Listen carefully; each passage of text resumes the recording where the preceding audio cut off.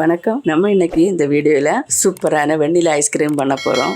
எப்படி நம்ம கடைகளில் வாங்குறது மாதிரி வீட்டில் ரொம்ப ஈஸியாக நம்ம செஞ்சிடலாம். ரொம்ப சிம்பிளான வீட்டில் இருக்கிற பொருட்களை வச்சு நம்ம செய்யலாம். அதை தான் இன்றைக்கி நம்ம பார்க்க போகிறோம். நான் ஒரு 1/2 லிட்டர் பால், இது ஃபுல் க்ரீம் பால், அதை காய்ச்சி வச்சுருக்கேன். இனி இதுக்கு கூட சேர்க்கக்கூடிய பொருட்களை பார்க்கலாம். 1 கப் அளவு சுகர் எடுத்திருக்கேன். இது ஒரு 100 கிராம் இருக்கும். கொஞ்சம் இனிப்பு அதிகம் தேவைன்னா ஒரு 125 கிராம் கூட போட்டுக்கிறோங்க.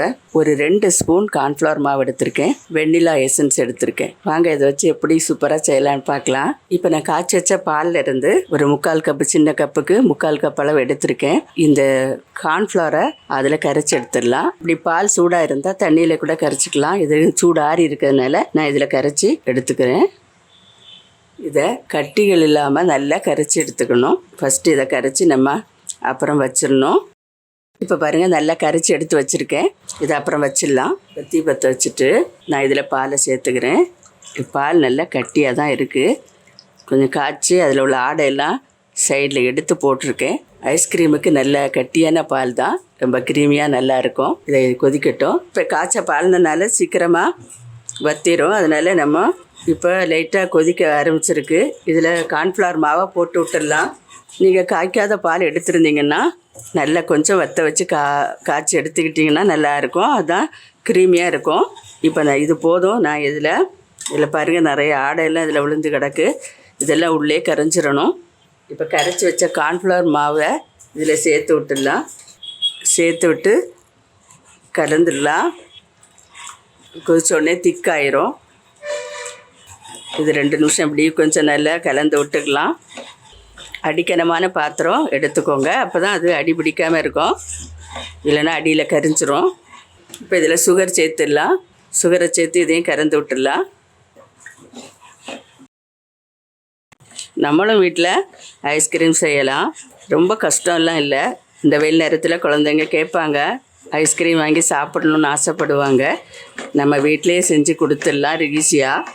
நல்லா கரையட்டும் சுகர்.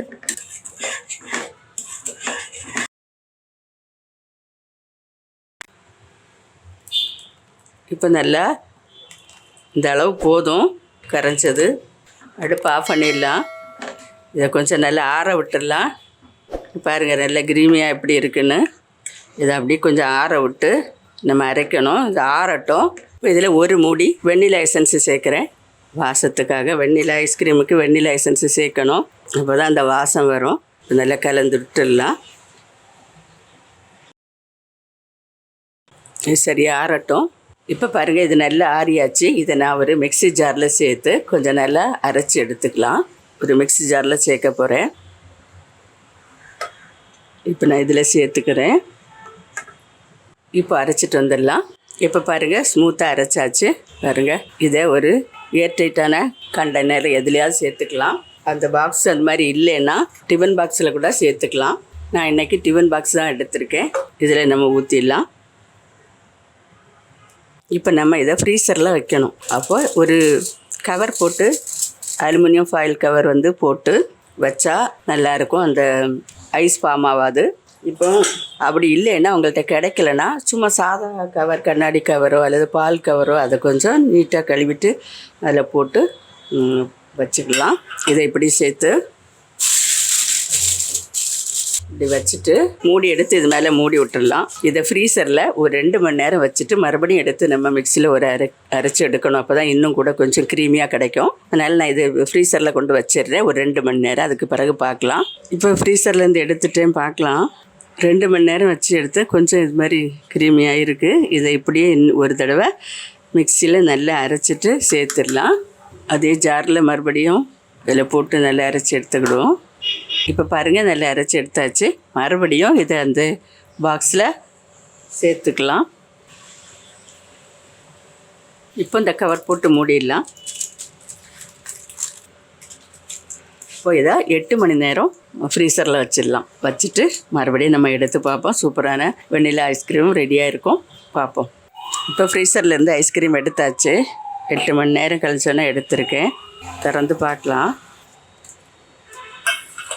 இப்போ நல்லா ஃப்ரீஸ் ஆகிருக்கு. பாருங்கள், நல்லா ஃப்ரீஸ் ஆகிருக்கு. ஐஸ்கிரீம் எடுக்கிறதுக்கு ஒரு குண்டு கரண்டி எடுத்திருக்கேன். ஐஸ் க்யூப் இருந்தால் அதில் எடுக்கலாம். இப்போ நான் குண்டு கரண்டி வச்சு எடுக்கிறேன்.